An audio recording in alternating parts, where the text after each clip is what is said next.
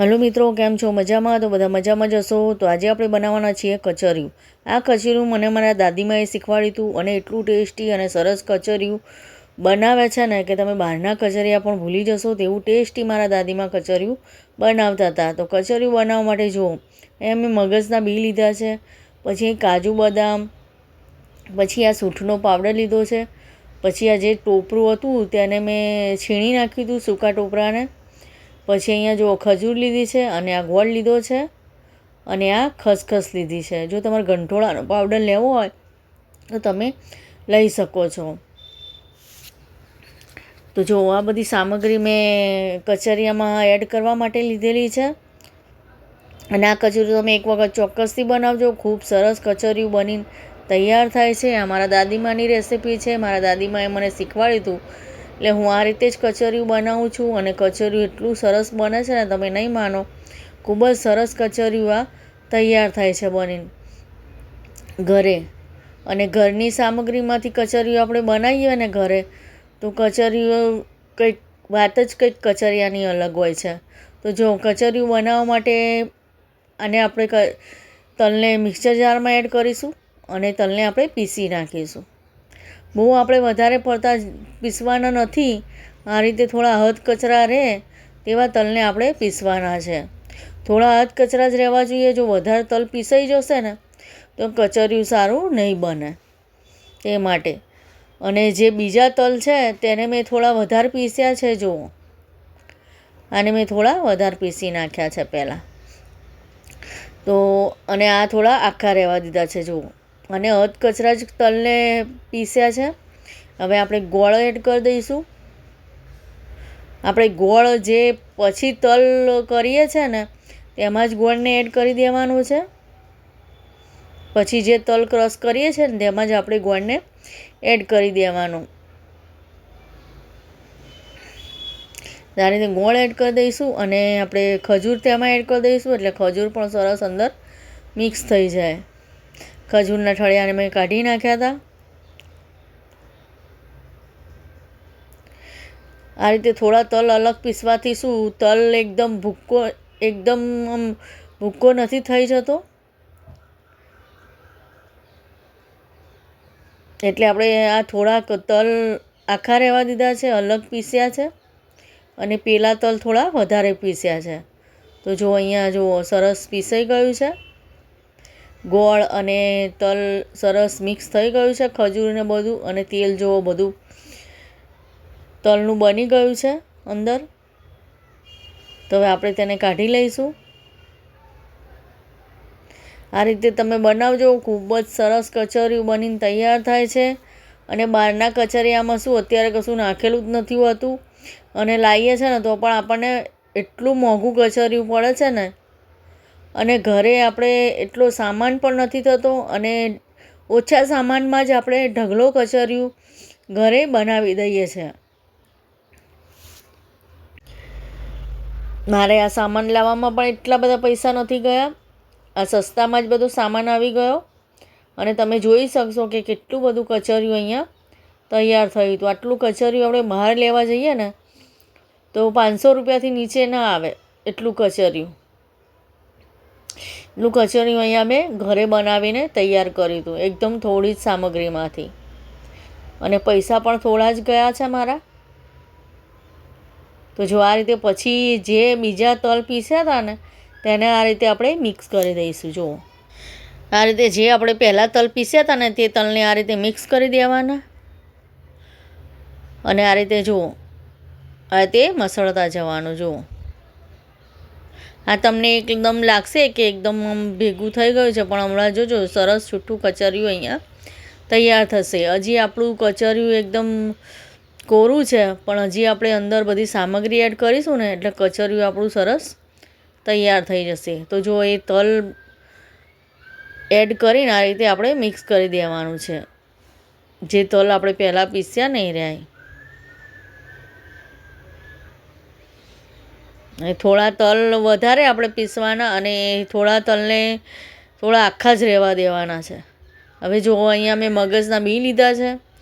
આ ખાવામાં પણ સરસ લાગે છે મગજના બી અને આપણા દિમાગ માટે પણ બહુ જ સારા હોય છે. તો અહીંયા મગજના બી લીધા છે અને અહીંયા જો ખસખસ આપણે એડ કરીશું. તમારે મગજના બી એડ કરવા હોય તો કરવાના, નકર તમે સ્કીપ પણ કરી શકો છો જો ના ભાવતા હોય તો. પણ આપણા સ્વાસ્થ્ય માટે બહુ સારા છે મગજના બી. હવે તેમાં કાજુ બદામ એડ કરી દઈશું. આ રીતે કાજુ બદામના પીસ મેં કરી નાખ્યા હતા, તો કાજુ બદામ એડ કરી દઈશું.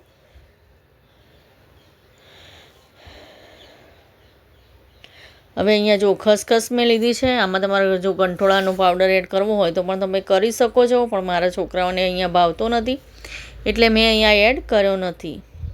હવે જે સૂકું નારિયેળ અહીંયા છીણીને રાખ્યું હતું તેને એડ કરી દઈશું. બધા અંદર ગુંદાઈ નાખ્યા છે. ગુંદને આપણે તરી નાખવાનો, પછી તેમાં ગુંદને એડ કરી દેવાનો કચરિયામાં. તો અહીંયા જો અહીંયા છીણેલું ટોપરું આપણે અંદર એડ કર્યું. હવે આ બધી વસ્તુને આપણે આ રીતે મિક્સ કરી નાખીશું. ખજૂર આપણે પહેલાં મિક્સરમાં જ એડ કરી દીધી હતી એટલે સરસ ખજૂર અંદર મિક્સ થઈ ગઈ છે.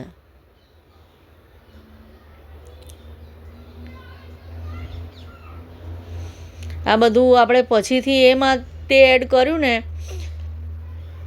કે એકદમ ઝીણું ના થઈ જાય. આ રીતે ડ્રાય ફ્રૂટ ને એ બધું આખું રહે ને તો કચરિયાનો ખાવાનો ટેસ્ટ એકદમ સરસ આવે.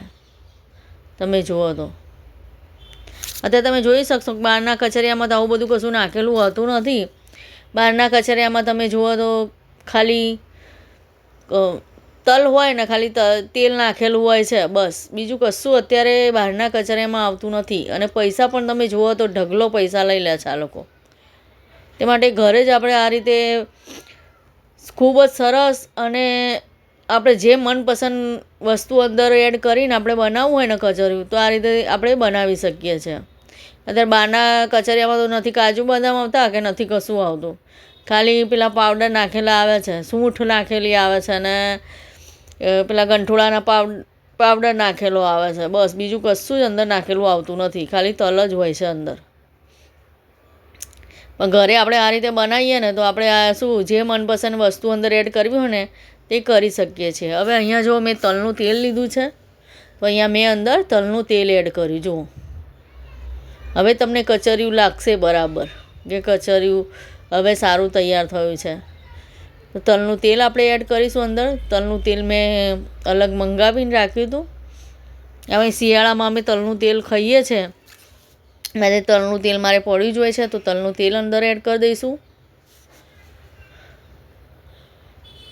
આ રીતે તલનું તેલ એડ કરીને આ રીતે મિક્સ કરી દઈશું. જો તમારે તલનું તેલ એડ ના કરવું હોય ને તલનું તેલ તમારી જોડે ના હોય તો તમે સિંગ તેલ પણ એડ કરી શકો છો.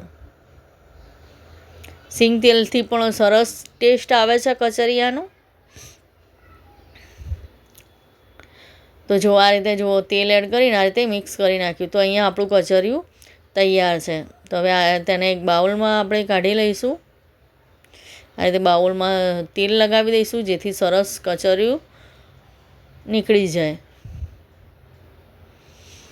તમારે કચરિયામાં તેલનો ઉપયોગ કરવાનો જ છે. જો કોરું એકદમ કચરિયું હશે ને તો પણ કચરિયાનો ખાવાનો ટેસ્ટ સારો નહીં આવે અને એકદમ કોરું કોરું તમને લાગશે. તે માટે થોડું વધારે તેલ એડ કરજો કચરિયામાં, જેથી એકદમ સૂકું પણ ના થઈ જાય કચરિયું અને ખાવામાં પણ સરસ લાગે. તે માટે તેલ થોડું વધારે એડ કરજો કચરિયામાં આમ દેખાય એવું, તો કચરિયું તમારું એકદમ સરસ તૈયાર થશે. તો જો આ રીતે આપણે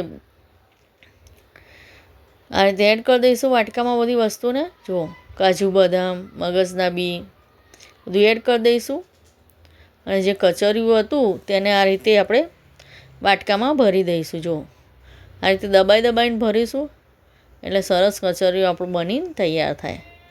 આ રીતે દબાઈશું ને એટલે તેલ અંદરથી છૂટશે બધું.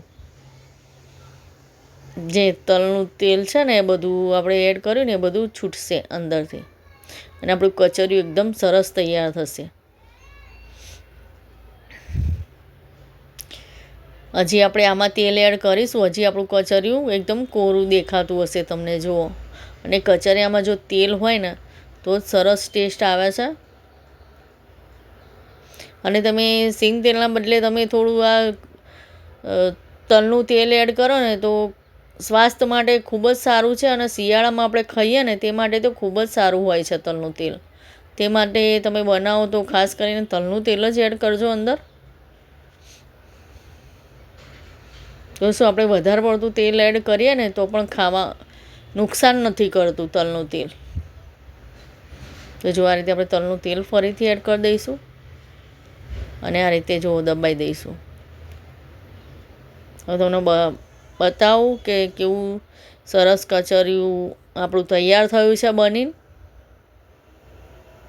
તો જો આ રીતે આપણે કચરિયું બનીને આપણું તૈયાર છે. તમે જોઈ શકો છો કે કેવું સરસ કચરિયું બન્યું છે. અને મારા દાદીમાં પહેલાં બનાવતા હતા અને મને શીખવાડતા હતા કે આ રીતે કચરિયાને બનાવવાનું છે. તો તમે જોઈ શકો છો કે કેવું સરસ કચરિયું બનીને અહીંયા તૈયાર થયું છે. જો તમને વિડીયો ગમે તો લાઇક, શેર અને સબસ્ક્રાઈબ જરૂરથી કરજો. તો બધાને મારા તરફથી જય મા લક્ષ્મી અને જય શ્રી કૃષ્ણ. મળીશું બીજા વિડીયોમાં.